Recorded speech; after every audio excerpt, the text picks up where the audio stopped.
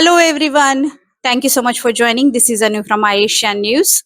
Today, we have a very special guest with me, Mr. Dhiraj Sequeira, all the way from India.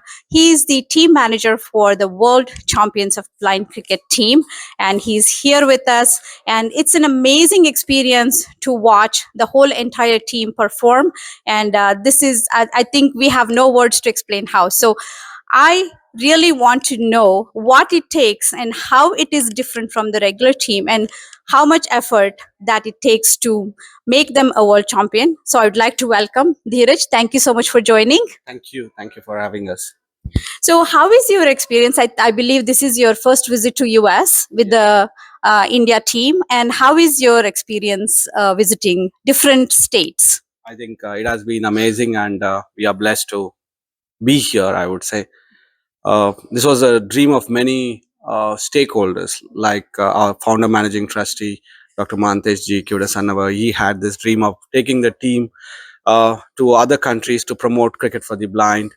America happens to be one of the countries that he used to think, and we were very fortunate to meet Mr. Subukota, who is our main sponsor for bringing the team this year to the US. And the kind of love, affection, and care that we have received in the last 33 days since July 25th, since we landed in Boston, it has been, I would say, it has been a uh, very good experience, and it has been a fortunate blessing. So it has been a very good experience so far, not only for me as a person to know and learn new things, but for the entire team, because the Indian diaspora here took care of us with the, I would say, with utmost attention and care. So it has been a fortunate blessing. Thank you for in sharing that information. I know that we just had a great experience of the World Cup, and then you all came, and it's a blessing for us as well. And how different it is from the regular cricket, and what are the rules that what are the something different that we see in this blind cricket team that has to follow? I think the rules are modified based on the needs of the visually impaired over the years. But I would say at the end of the day, sportsman or the sports person needs to undergo the similar exercises, similar hard work, and a lot of sacrifices. And as many of us believe that a lot of patience has to be there to get the chance to represent the country, to play for the country, and succeed or excel in that sport that they love the most. That is the experience of every sports person, whether it is cricket or baseball or whether it's football. But when it comes to cricket for the blind, the rules are modified based on the needs, the requirement of the visually impaired. So it's a 103-year-old game which has got a lot of revolution, and it has evolved over the years, and made changes according to the rules that were changed in MCC book of rules, and we have modified accordingly.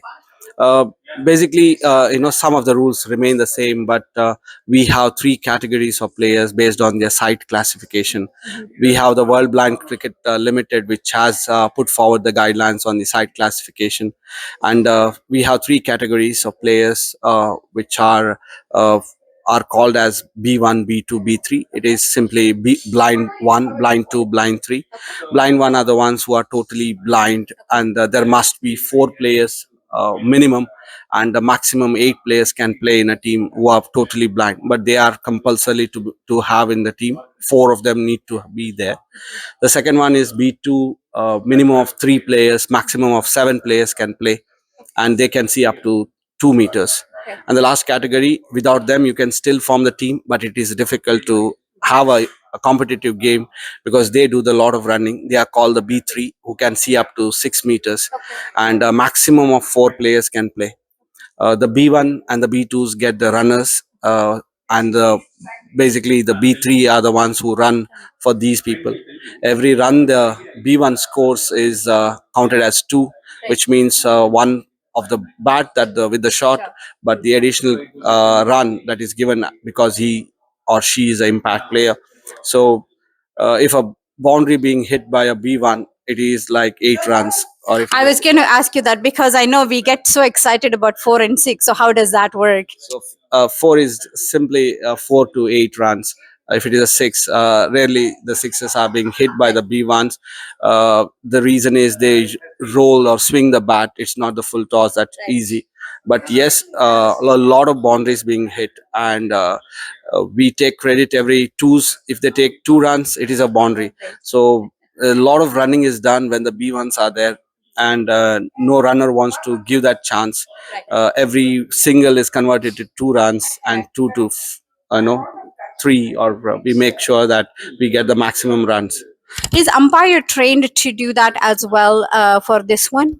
So most of the times what we do is, back in India, we reach out to the respective state umpires team, or the committee, and they depute some of the team, qualified umpires, whom we provide the playing condition. They now, most of the umpires across different states in India, they are aware because they have been doing the umpiring. But we reach out to the umpires committee at the respective state, and they give us the names. We reach out to them, we give them the playing condition, we explain to them, they watch some of them, a little bit of previous matches, and immediately after some time they'll come to know. So we have discussions, and a lot of meetings before the tournaments. So there is also one of the most important component is the ball. So it is completely different than what other regular ball is. So what difference is that one?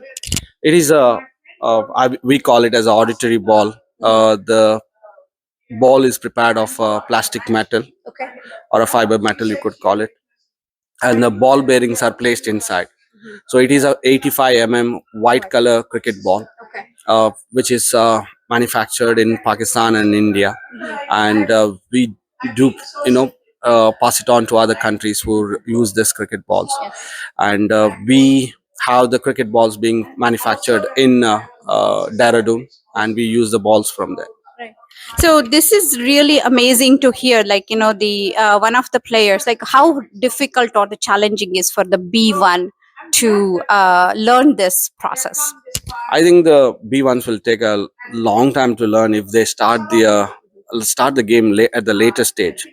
But in India, what happens is most of the blind schools, or the visually impaired kids, they somehow fall in love with the game of cricket, and at the young age itself, they start learning.